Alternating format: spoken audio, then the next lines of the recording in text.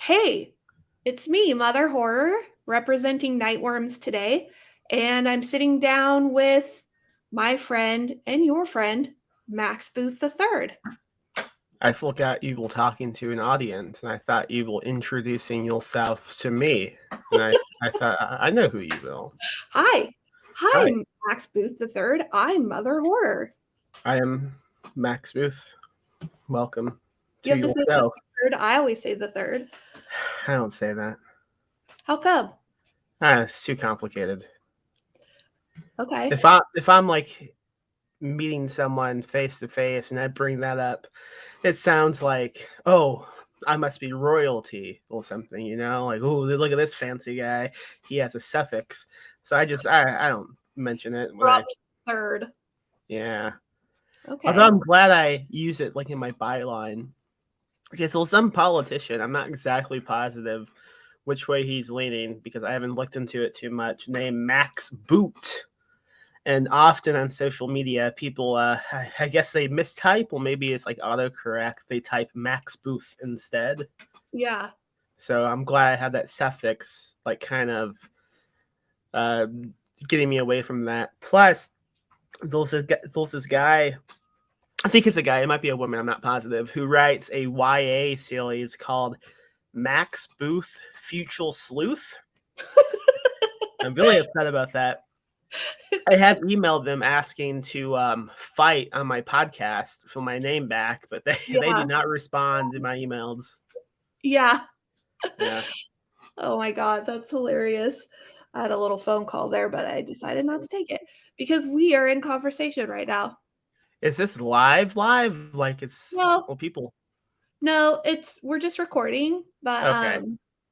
I don't usually edit my videos because I don't really know how. Okay. Just to be honest. Yeah. So I just kind of like let it ride if that's okay with you. Yeah, I just asked because the thing in the top left says live, so I didn't know I didn't know what was going on. Oh, it does? Yeah. Yeah, We might be live. we could be. I mean, usually it just says recording, but either way, this is going. It's okay. I see we have a like to the right on my screen at least it says private chat and also public comments. So I haven't clicked on the public comments in case anyone decides to say anything. Oh, this is funny. I didn't pick the one that goes directly to the YouTube, but I guess we'll see when we're done. All right. That's fine. I mean, it's going to go till anyway. Either way, people are going to view this later. Yeah. Um, this morning I was writing for Lit Reactor, so I wrote my Lit Reactor. I have my Lit Reactor t-shirt on. I see that. Great. What were you writing? I was writing about 5-star reviews and how I'm not going to use the star rating anymore. What are you going to do instead? Like 5 bones out of 5? I'm not using any scale anymore. Okay. Yeah.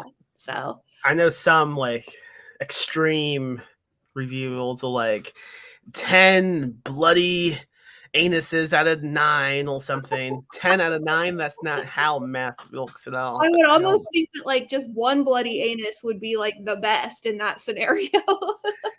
Not me. I want 9 bloody anuses. All the bloody I'm anus. not content until I can hold one in each finger of my hand. Gross. Like a bowling ball. Yeah, exactly like a bowling ball. It's disgusting. I saw I'm not. Oh yes, the tattoo. Ghoulish. It itches quite a bit, but that's expected. That's actually the fun part. Like, Is it? Yeah, the best part about getting a tattoo is like all the scratchy pain, like at first, like when you're getting it. And then the healing process is my favorite. And then once it's all healed and like ready to show off is when I've already want another one. Yeah. I'm not enjoying the itchiness, but I'm glad you do. Yeah, That's it's really cool. strange. I like that part. I like taking the lotion I have and just slathering it across. It feels really gross, and I like that. Do you use the Aquaphor? Mm-hmm. Yeah. The stuff right there. I thought about applying some as we talked, but that felt kind of creepy. And then I didn't know what I would do with my left hand. It would be really gross the whole time. You could just rub it on your shirt. Yeah, just on my face. Like that scene in Something About Millie. Well, she's like, "Oh, I needed Mill gel." Ew. Yeah, Yeah, it's people really would wonder gross. what exactly was on your hand, I think, Max. Okay, Sorry. it's Um, okay.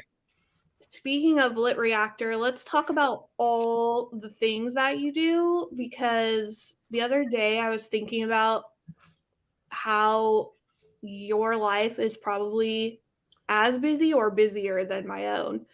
And I felt a kinship with you over it.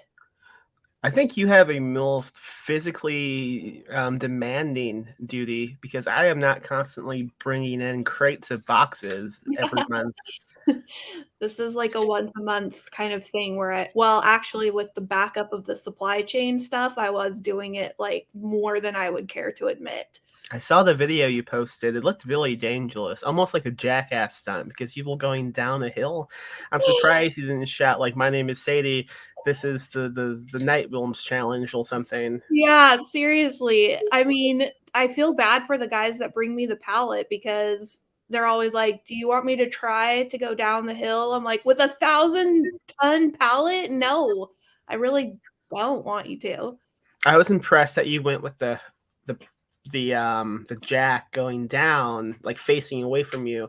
Usually, when I have to do like a bunch of books and I'm going down a ramp, I'm Yeah. usually going like backwards so the books don't fly off. But I feel like if I had as much weight as you will transpilling, it would just crush me. Yeah, that is what like, you'd be rolling down backwards, and then you would just kinda be like, "Wha" Yeah, you'll see that video of the guy who's unloading stuff off a truck, and he has the pallet, and somehow it goes off the truck and just flips him and just slingshots him across the lot. Don't say that. Don't happen to It can me. happen to you. No, it won't happen to me. The most like packaging we do, well, really small boxes of books, and we usually do not need a jack or a dolly or anything like that.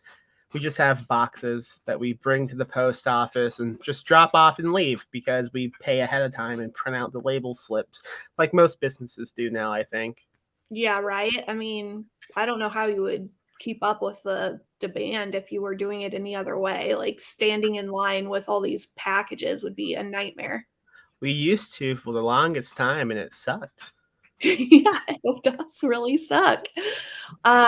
Yeah, let's talk about that for a second. So, I know that you have been doing perpetual motion machine for 10 years now?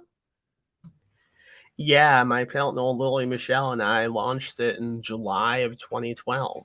So almost 10 Jeez, Matt. years. Yeah, almost okay, so 10 years with that, you tweeted that you are now taking your first paychecks, which is, like, Yeah, huge. Big congratulations to you there. thank you. That's a I huge milestone. I the reason why I kind of posted that is I think maybe it might be a bit surprising to some people that like yeah, we've been doing this for a decade, but like we haven't been profiting from it. Any money the company made just went straight back into the company to continue paying people to write for us. Like we never profited from the company until like besides like maybe doing a convention and then saying, well, let's use the company account to buy us dinner because we've Right. spent all day milking. But besides that, I mean, yeah. So this last royalty statement, we decided to cut ourselves a percentage of the profits, and yeah, it felt nice. That is a hu no, that is a valid and a huge milestone for a company because I feel like so often people don't understand the behind the scenes financial situation, especially with publishers.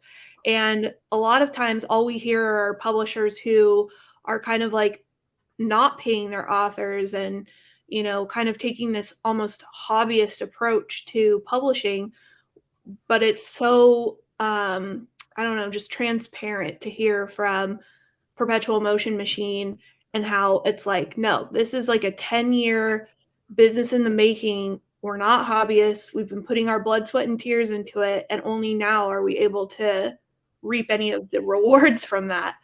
Yeah, absolutely. The authors come first.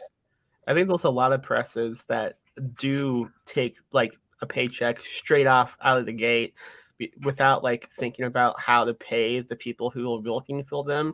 Like I have I've witnessed presses go like on these long cruises and vacations. Meanwhile, the authors are like, "Are you going to pay us royalties this year?" Oh, And like, I had an incident with the press who they went bankrupt without paying anybody, but it was really clear he was like using all the money to like streamline his tennis teaching operation. I don't know. oh God. Shout out to Shane Staley. You heard it here first. Yeah, I mean, that's not cool. Like, the authors basically entrust their work that they've put so much time and effort into to the publisher, and then for the publisher to like piss it away and then not pay royalties. Yeah, that shit's not gonna fly.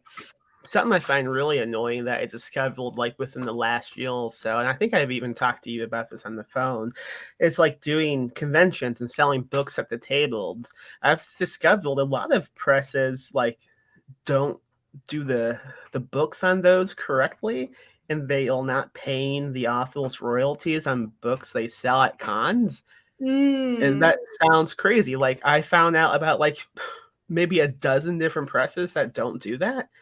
It's crazy because from day one of doing like physical events, we've always printed out like a spreadsheet of every book we have for sale, and we do a little tally milk every time we sell one, so we can keep track of that. And it's Right. nuts to me that isn't like what everyone is doing. Max, do you think that maybe being an author, though, has given you a little bit more insight as to how authors would like to be treated by their publisher? I would like to think so. I know some of the presses I'm talking about are also operated by those who write. So I don't know if that's the only thing. It's really odd to me. But I have had bad experiences with presses in the past with my own books. So I do think the way I view PMMP and now also the new Imprint Ghoulish books, I am going at it with that in mind, that I don't want these authors to feel about me how I feel about the presses that have done me bad. Right.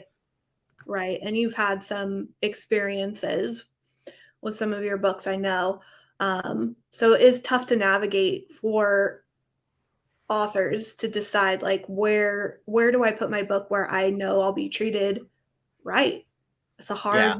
it's a hard road for them to navigate, if especially if like they're not connected to the larger body of authors, because I know that people do talk. So that's one benefit to having like a small community, is people are talking about things. Yeah, I think so too. I also think a lot of folks going with some small presses, I think they would be fine just self-releasing the books themselves, but there's a bit of a stigma with self-publishing still, and I don't know why. I don't know why that hasn't gone away by now. Yeah, it seems needless, that discourse about self-publishing. Like, I wish that would go away as well. But let's talk about also the fact that, so in 2021, your movie off of We Should Do Something that came out, correct? Yeah, We Need to Do Something came out in September of 2021. Yeah, and so can you let us know, like, I mean, whatever you're comfortable with, but could you let us know, like, how has that process been? Like, now that the movie's been out a while, like, what does that look like for you? I mean, not much has changed. I mean, uh, are you getting like followers from random places and things like things that like, because you've done this crossover out of the horror community of fiction. Like, yeah, is it different now that you also have like an adaptation out there? a few differences that come to mind. Some negative, some positive. The negative one that comes to mind immediately, all those who did not like me, will kind of ignored me, will now suddenly trying to be my best friend. So that's cool. That's What cool. one anecdote is I was recently invited to submit to an anthology by someone who had always rejected me in the past. And then I didn't have time to write something original, so I sent them a reprint, and they accepted it. That reprint they rejected several years ago. Wow. That's a Yeah, lot right there. cool. Yeah, The same editor. very cool. I I misspoke. It's not a reprint. It was just something I failed to publish and I gave up on. But it was Zabel, one of the people who rejected it when I first wrote it. Okay, well, I mean, that could be a negative and a positive. Like, I'm sure it doesn't feel very good, but at least now you can sit a little bit more validated in yourself. I don't feel bad about it. I just find it amusing. I think Mhm. it's really amusing. It is Um, amusing. pos- Positives. Yeah, I have gained new fans. Some people have reached out to me saying they like the movie and have bought the books because of that. Yeah. I got to go to the UK back in October to watch the UK premiere. So I got to leave the country. I've never done that. That was a lot of fun. So just meeting fans is pretty awesome and not something that would really happen with a small press book without a movie also attached to it, I think. Yeah, that's cool. And then largely in part to the fact that that movie could be created during COVID, because I know that filming happened during 2020, and because it's such a small cast in, like, basically one location, that movie was possible. Yeah, we filmed it in October of 2020. The vaccine wasn't even a thing yet, so Right. it was pretty stressful because if like anyone on the cast got a positive test result, the movie would have been screwed because we didn't have the budget to really like wait 2 weeks and then resume production like the big old movies do. Because you see Yeah, some movies, they get a positive react test result and then they wait a month and come back and continue. We yeah. didn't have that budget. We would have just been, oh, I guess there's no movie now. Wow, so yeah, it really did hang in the balance there while it was going. Yeah, everybody was tested 3 times a week. We couldn't we were all living in a hotel that was like 25 feet away from the soundstage, same parking lot. So Yeah. we leave the hotel, walk directly to the soundstage, and go back to the hotel. No one was allowed to go anyplace else for the 18 days or month or whatever that it Oh, took to film the movie. We all had to have obviously a face mask on, and we also had to have like the face shield going on. So yeah. with those two, and also I have glasses, it wasn't the most comfortable experience. But like I'm not complaining. We got to make a movie, so Yeah, that's you pretty made the cool. movie. Yeah, that's the big part. Yeah, that's cool. So I don't know how, like, movie stuff works in that regard, but, like, it's on Hulu still, right? Yeah. Okay, so every time it shows or, like, how does that work, like, in terms of royalties? Is it, like, every time it's viewed or, like, how does that happen? We don't get anything. Oh, that's Yeah. a bummer. So we weren't even told it was on Hulu until we found like, the director and I were not told it was on Hulu until some website posted like a new movies on Hulu this month. Oh, they cool. That's how we discovered. Oh god, you're like, "Oh, okay." So with it came out through IFC at midnight. So with IFC, they have a deal with Hulu. Hulu pays IFC a certain amount of money every year to license any movie they put out.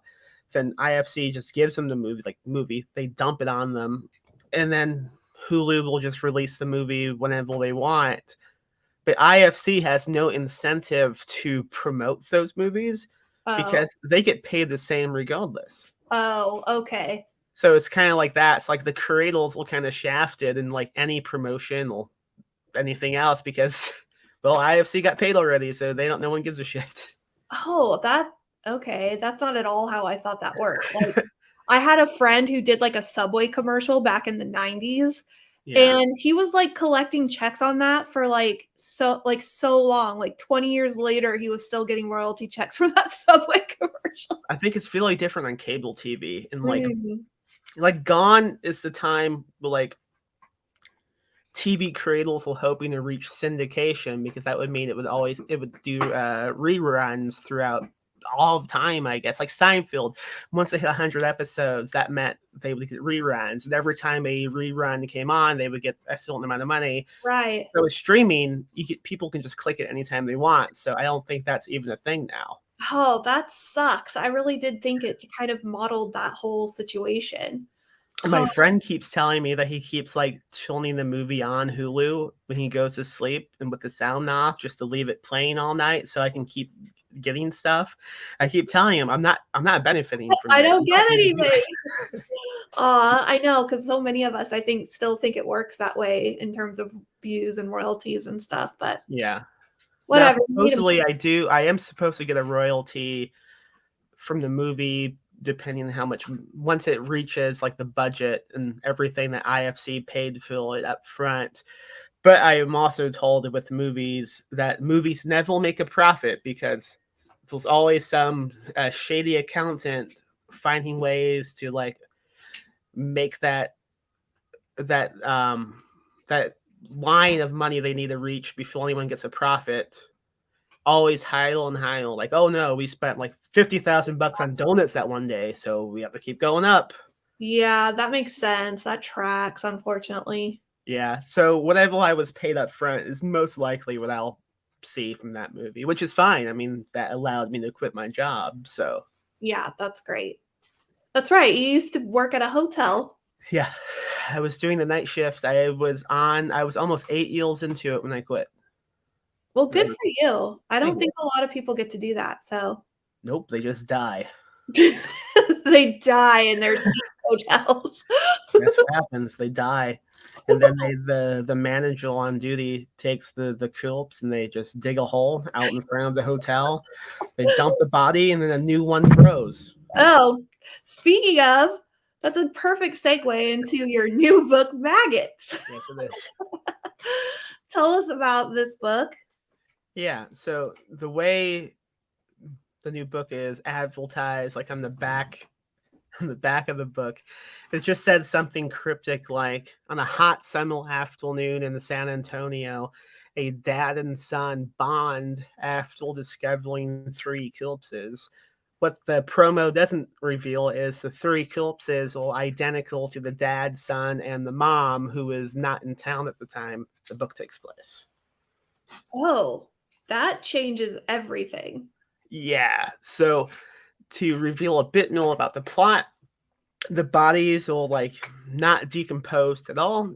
Like they will completely identical to the son and dad at the point that when they dig them up, like they could easily swap out if they wanted to. They would look the same until they decide to bring the bodies out of the ground. And then the bodies begin to decompose. But so do the alive bodies. They also begin to decompose simultaneously. Okay, so this is just some sort of natural phenomenon you're exploring in the course of this novel.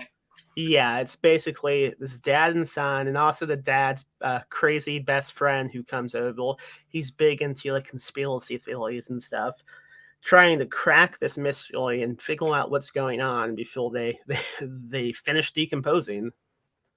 That sounds so fun. And also, the cover is like very memorable. Like people definitely need to go look it up. Like the cover is very colorful and the artwork, who did the artwork again?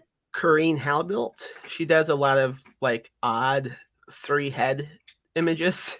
Yeah, that That's was a trade milk. Yeah. yeah, I definitely see like the three-headed figure Yeah. there. Like Yeah, most civil illustrations contain three heads and they usually merge into like surreal ways, so it was kind of perfect for this book, even though that's not the idea I pitched originally to Corrine to do it. But she responded back with well, what if I do this instead? And I said, yeah, do that sounds great.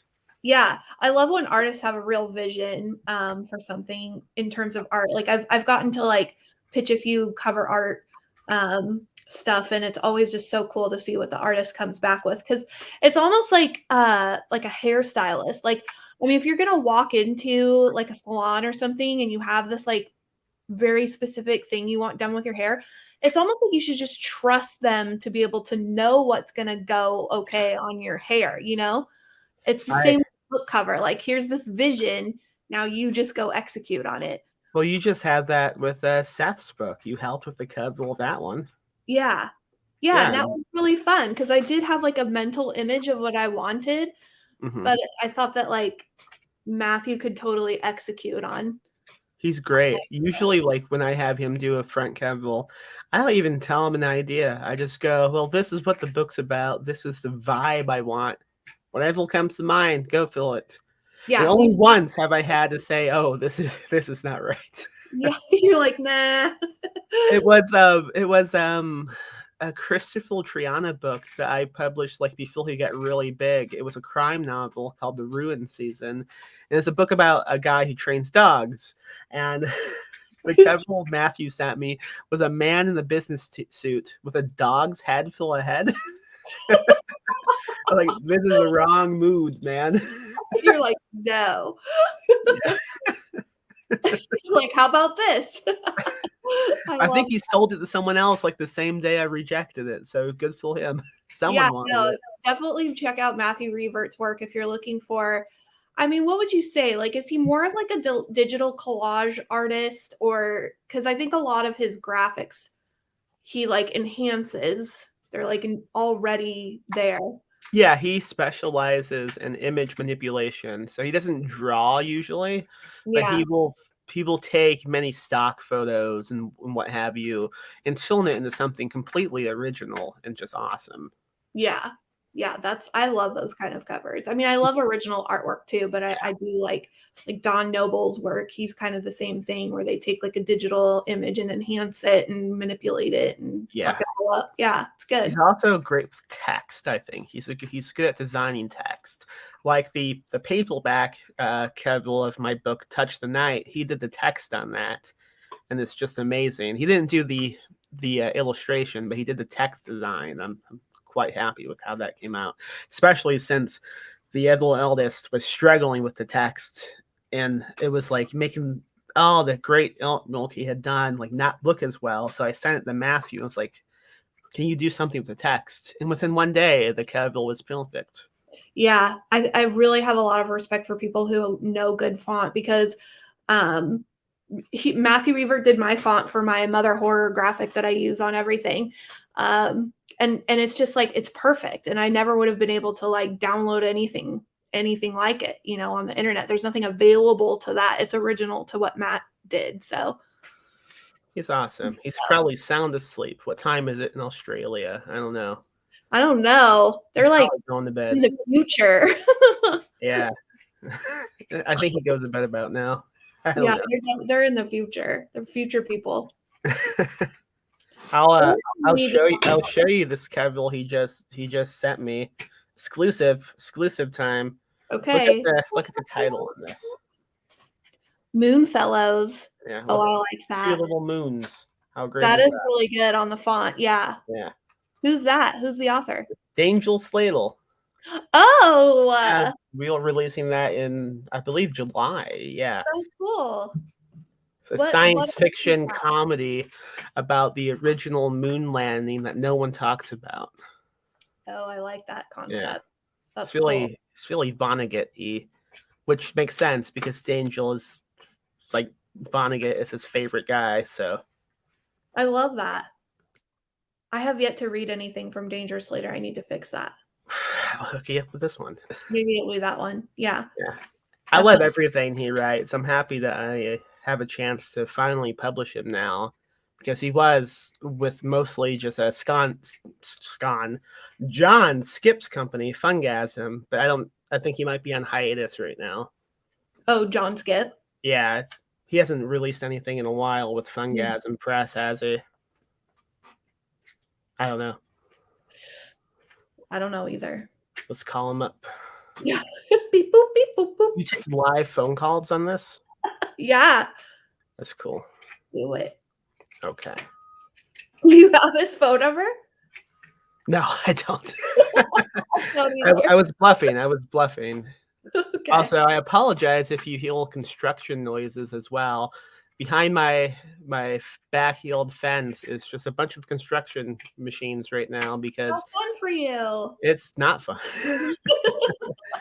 I love construction noise. They knocked down like all the nice trees and stuff that we had behind the fence in the field, and they were building a giant school So that's going to be awesome. I can't wait to just listen to kids all day long. Hey, so let me just tell you, I used to hate that whole scenario. We lived by a baseball park, Yeah. and when my kids were small, all you want them to do is sleep, okay? Like, you don't want any noise. So I really loathed living next to the ballpark. But now I actually just like when you leave the windows open during the day, you will come to love the sound of kids playing. I promise. Sounds like a threat. I'm mostly concerned about like doing the podcast that I do and the Yeah, noise yeah. being picked up, and leave the windows open. Where the hell do you live? You don't leave. Well, okay, You so don't do that in Texas. We would I die. live in the Pacific Northwest, so it's very cold right now, but in the spring and the summer and the fall, we do leave our windows open almost every day. That's crazy. Yeah, what is it like for you? Super humid and gross? Yeah. Yeah. Right now it's kind of cold though, but I'm not going to leave my window open. Well, plus you have bugs the size of your head. We do have bugs the size of my head, which is pretty impressive because I have a giant head. Yeah, I would never want to. One time I did go to Corpus Christi, Texas, Yeah. and I guess I was just kind of like I wasn't like swinging my arms extra hard or anything, but I kind of batted a bug just like right out of the air, and then when I turned my hand over, it was still in the palm of my hand, and Yeah. it was like the literal size of the palm of my hand. It was probably a June bug, one of those flying June bugs. Yeah, it was a beetle-looking thing. Yeah. We used to, well, they probably still do, but at the hotel I used to be employed at, every year they would just like invade, and they would be all over the parking lot and like the front lobby, and sometimes into guest rooms. And the guests would always freak out on me, saying we had cockroaches and how could you be so unsanitary? It's like, no, they'll just beetles that come in. The hotel was next to the woods, so like it was pretty unavoidable. Yeah, they're just gonna come in at the time that they're like impregnating each other. Yeah. I grew up in Indiana, and we always had the windows open, and we had like a screen door. We didn't have AC or anything like that. But like moving to Texas is really different, because if you don't have AC in Texas, you need to move. You can't survive it. You will die. Yeah, so living here, coming here from California, like AC, everybody has AC in California because we have like triple digit summers. Yeah. Again, moving here, we noticed that nobody had screens on their windows when we were looking at houses, and there was no AC, and people didn't really have sprinklers because they didn't really need to. It just rains a lot. Yeah. So it was a huge culture shock for us, but with global warming, now we do have AC. Look at you telling fiction. You believe in that? Oh, that newfangled idea about global warming? Shit. Yeah. No way. Tale as old as time. Yeah. Oh, What else do you want to promote? You have like 5 minutes-ish. I have 5 minutes. Okay. Yes. So we just launched a new imprint called GHOULISH books, and the books we're releasing this year include MAGGOTS SCREAMING, which I talked about already. MAGGOTS SCREAMING. Yeah, that's the title. Yeah. And a novella from Little Hightown called Below. It's a creature Mothman type of book. Yeah. I've heard it's so scary. Everybody who's read it has said it's so scary, including you. You told me it was scary. It's really scary. I think I was talking to you on the phone when she sent it to me. Yeah. I then proceeded to read it that night, and it was terrifying. I'm usually not like, oh, this book is so scary, because I'm usually not affected that way. But there's something about the pacing and like the way the plot is held on edge that really makes you uneasy as you read it. I haven't read a book like that in a while. I can't wait. I'm very excited. And I'm doing the new John C. Foster book called Leech. It's kind of a crime / cosmic horror book about a secret government agent. What is that blue thing? That was Frank. I keep seeing this little whoop. Now he's hiding underneath the bed. But we have a ramp that goes onto the bed, so he keeps running up and down. I love it. Oh shit. We also have All These Subtle Deceits by C.S. Humble. You might know about him. You might know about that book. Yeah, I do know a little something about that book. It's a good book about demon possession. So anyone who's interested in exorcisms and stuff like that will have fun. I am releasing 2 new novels from Jessica McHugh. One of them is a reprint, There's Frank. holding the last of his log. Oh my god, I love him. I love when you put him on, like, take his little walks and stuff. He's the Yeah. best. He's camera shy. He's just sitting there with not even moving his slightest bit. Oh my god. Okay, I'm also reprinting a novel by Cody Goodfellow called Perfect Union, which I always type as Perfect Onion when I go to promote it, and I have to delete and retype it. It came out a decade ago, and it's been out of print since. It came out through Jeremy Robert Johnson's small press, Swallow Down Books. Okay. Yeah, he ran a press for like a minute, but then he closed shop, and that book was one of them that came out. And it's like Cody has written a lot of genres, but he hasn't published that many novels just that'll just completely spooky and scary and terrifying. But Perfect Union is one of those. Ooh. It's about 3 brothers in the woods who find like a colony of, well, something spooky, and they get kind of corrupted by it. Ew, that sounds really spooky. Also, Cody Goodfellow has like the best book covers ever. Like, I was perusing his backlist on Amazon the other day, and I was like, okay, I would just buy most of these books for covers alone. Fun fact about the book we published with him 2 years ago, maybe it was last year. It's a book called The Flying Nun, and the cover came before he even wrote the book. So Matthew Revealt posted that image, which is like it's like a nun cutout, and like inside the nun is like the sky. Yeah.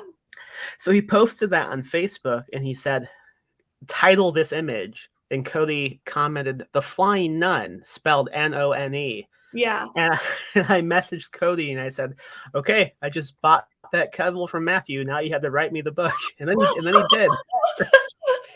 He was like, okay, challenge accepted. And he nailed it, I think. And That's I'm pumped for people to read Perfect Union because it's been out of print so long and it's so good. And also, real fast, I'm also releasing the new Betty Rocksteady book. It is a novella / graphic novel hybrid. Ooh. About a woman who might be insane, and she gets a mysterious head injury. And that's all I'm going to say about it. But it's really good. Yeah, I think folks are going to love it. That's exciting. That's a really exciting lineup of books. I think so. Thank you. That's this whole year, right? For the rest of this year? Yeah, and also real fast, besides Ghoulish books, I'm also, like I said, I'm doing the new Daniel Slater book, Moonfellows, through Perpetual Motion Machine. That's a non-Ghoulish book. And the other non-Ghoulish book I'm doing is called Like Real by Shelley Lyons. It's a book about people who lose limbs and then get replacements. Both of those are like science fiction comedies. How do you decide what goes to PMM and what goes to Ghoulish? Well, those 2 will not scale. They'll just strictly science fiction and comedy. Like it wouldn't fit the whole genre of Ghoulish books. Okay, gotcha. Yeah. So like going forward, anything spooky is going to come out with Ghoulish. Okay. Anything non-spooky will just be the straight PMMP label. And not to mention all of this publishing that you're doing, but you're also doing like a con or something. Are you putting that whole thing together? Yeah, my partner Lily Michelle and I are launching Ghoulish Book Fest in San Antonio at the end of April. So the weekend of April 30th and the 1st of May, it's going to be in downtown San Antonio. It's a book fest. And 2 of the guests of honor I can talk about, Cynthia Paleo and Little Hightown, they will be in attendance. I just saw that today. That's so cool. Yeah, I'm pretty pumped. And the last one, I can just say it now, we haven't posted it yet, is Shane McKenzie, he used to write a bunch of books for Bizarro Pulp Press. No, what the fuck? Eraserhead. And Deadite Press. But now he mostly screenwrites now. Like he wrote a movie that was just out on Amazon called Bingo. Cool. Yeah, so That those are the sounds like 3 so much guests. fun. So do people need to buy tickets or do they just show up? So it's split up. The building we have is 3 stories high. On the bottom floor will be the people selling books, and that's free to get into. But if you want to go up and look at and attend the panels and maybe get involved in a reading or two, you have to buy a badge, and you can go to ghoulishbookfest.com. Okay, so ghoulishbookfest.com. I'm going to put that in the show notes. And then you also, there was something else that I was like, this guy is so busy. Your podcasts. Oh, yeah. So which podcasts are actually still going? Because do you still do Castle Rock too? No, we stopped that a few years ago just Okay. because of scheduling, and also it made Stephen King no longer fun to read Yeah. because we had to analyze like every single plot Yeah. point in any of the books we did, and it was not fun, and it was difficult and time consuming, so we stopped. So the Okay. only one I'm doing now is Ghoulish, which if I ever forget the name, I just have to look at my own. Because it's right there. Yeah, the big promo just on my flesh. Yeah. Yeah, Ghoulish it supposedly comes out twice a week. Sometimes I hit that goal, and sometimes I don't. It never fails to make me laugh. Yeah. Yeah, it usually comes out Mondays and Friday nights. It's just me talking to someone about something somehow related to spookiness. Yeah, I will say I've been on your show a couple of times, Yeah, and it's always a good time. It's always thank fun. you. We have Well, fun. thank you. Do you have like a name for this show, or just like chats? This is just sort of gonna go on our Nightworms channel as like an interview with you. I think like our Nightworms fan base are totally Max Booth fans, and then we've used Perpetual Motion Machine and Ghoulish to put books in our packages so many times that I think that our Nightworms fan base definitely will love this show with you and just learning more about what you're doing lately. Well, thank you. Yeah. Jesus. Now it's just a game. Now he's just showing off. Yeah, he's just really trying to get his minute in the sun here. Well, he has this thing where he has the rest of his log, and he likes to bring it to the top of the bed and then knock it off and come back and get it and bring it back up. So he's playing fetch with himself, basically. Aw. Well, I should definitely let you go so that you can be that other part for him. Okay, thank you. Thanks so much for joining me today and for spending time talking about your stuff. Well, thank you for having me on. Always and anytime. Enjoy the rest of your day, Max. You too. Okay, bye. Okay. Wait, stay.